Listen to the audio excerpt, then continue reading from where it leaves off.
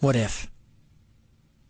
What if you had a friend who died without knowing Jesus as their personal savior? What if he or she went to hell? What if one day you received a letter in the mail from beyond? A letter from hell. A letter from your friend in the flames of eternal torment. The following is a dramatic presentation. It was written by a fictitious high school student named Josh to a friend named Zach. Although Zach had every opportunity to tell Josh about Jesus, he didn't. They were best friends. They played soccer together, they went to classes together, they partied together, they shared their lives with each other.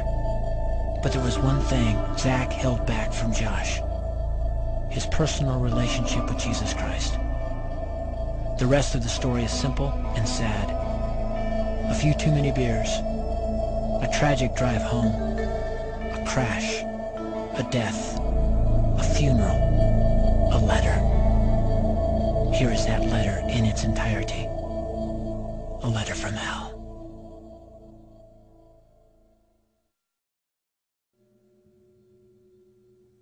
Dear Zach,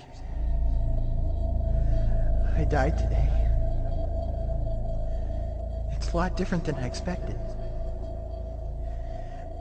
You see, I always thought dying would bring me into a world that's foggy and hazy. But this place is crystal clear. It's even more real than my life on Earth. I can think. I can talk. I can even feel. Right after the wreck, I could feel my spirit leaving my body. It was the weirdest thing, Zach. I thought I heard you screaming out to me, man. I must have been just imagining things.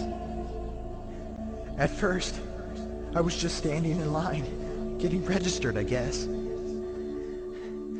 They asked me for my name and began to look in this thing they called the Book of Life. I guess they couldn't find it though, because this huge angel standing next to me grabbed me by the arm and started dragging me away. I was terrified. I had no idea what was going on. I asked the angel where he was taking me, but he didn't answer. So I asked him again. Finally, he told me that only those whose names were written in the Book of Life could enter into heaven. And the rest would be condemned to hell forever. Man, I was scared.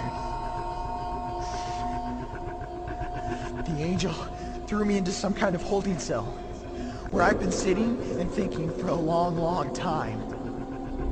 Do you want to know what I've been thinking about? I've been thinking about you. Zach, you're a Christian. You told me so yourself. I mean, we talked about it 3 different times today. Kelly brought it up, and you laughed it off. Coach Adams brought it up, and you changed the subject. I mean, it came up right before the wreck. Well, the question I can't get out of my mind is this, Zach. Why haven't you ever told me about how to become a Christian? I mean, you say you're my friend, but if you really were, you would have told me about this Jesus and told me how to escape this terrible place that I'm headed for. I can feel my heart pounding in my chest. The angels who have been chosen to cast me into hell are coming down the hallway. I can hear their footsteps. I've heard of this hell, Zach. They call it the lake of fire. I can't stand it, Zach. I'm terrified. No, the angels are at the door. Oh no. No! They're coming in and they're pointing at me. They're grabbing me and carrying me out of the room. I can already smell the burning sulfur and brimstone. I can see the edge of the cliff where hell burns. This is it. I am without hope. We're coming closer, closer, closer. My heart is bursting with fear. They're holding me over the flames. I'm damned forever. This is it. They have thrown me in. Fire! Pain! Hell! Why, Zach? Why didn't you ever tell me about Jesus?